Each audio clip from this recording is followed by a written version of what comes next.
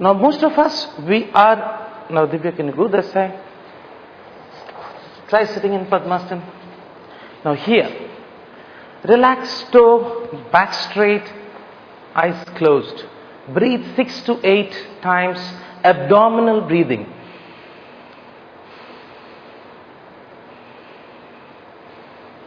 There's a lot of preparation required to do Padmasana. Then hold this, bring it completely up to navel area like this, and stretch this area. This is preliminary practice to achieve Padmasana. Okay? Go on pressing this. Do it 6 to 8 times. Even if you can do Padmasana, you must practice the beginning stages of Padmasana. That will help your knee joint to get flexible. All the aches and pain of the knee joint can be removed by this. Then do the other way. Here. Nicely. And along with that, if you can stretch the toe. Nicely. Here. This is the final position which you want to achieve. But to achieve the final position, what are asanas required? And I'm going to teach you that. Here. Now slowly try to lift this. Lift this. So you're basically giving more stretch to the knee joint. Pull it inward. Hand here by the side and stretch. Leave it for 10 to 15 seconds. And breathe deep. Always.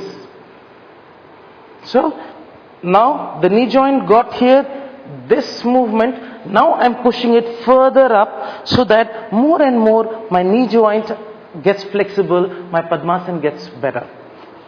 Same thing can be repeated on the other side. Here, pull it up nicely and stay. Your back, this intention of this is simply, you can also move the knee like this. Relax and move the knee. Lovely. Now, third. Most of you can't lift this, so don't lift it. First of all, learn to sit here. Open up this. The gap is good. Then this inside, it is called Ardha Padmasana, half Padmasana. Learn to open up. These are not independent asana in itself, but will help you to perfect your Padmasana very nicely. Okay, same thing can be done on the other side. Here. And try to touch the knee to the ground. That's very important. Good. Then feet little apart and try to stretch it downward. Now here in Padmasana you want all possible opening of this area, and the most important is the ankles. Ankles need to be very flexible. And for that, you can simply put your leg inward like this. Inward like this. Here. Keep your back straight and hold this. So that knee, the ankle gets little, and don't put it inward. Try to keep it straighter so that ankle gets a nice stretch. Press your heel this way down and hold that for some time. Lovely. Similarly, here, go the same thing here. Put your one leg down, one leg forward.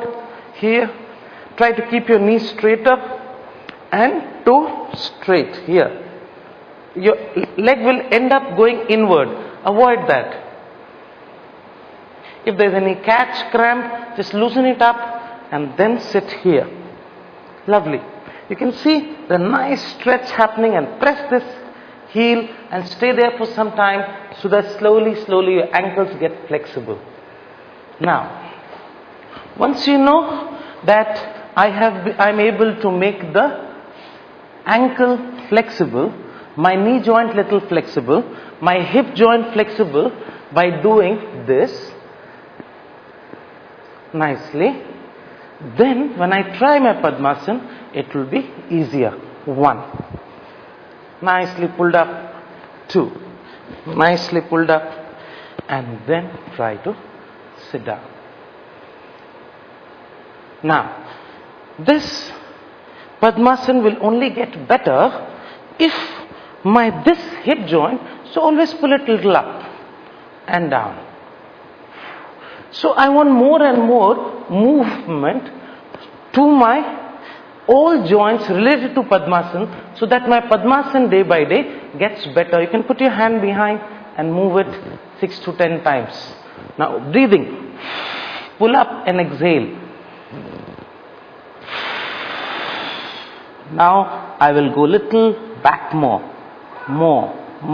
and stay here. See, all this will help your Padmasana to get better. Lovely. So Padmasana session is yet not over. I'll be teaching you more asanas in Padmasana in next video. Thank you so much. Keep practicing.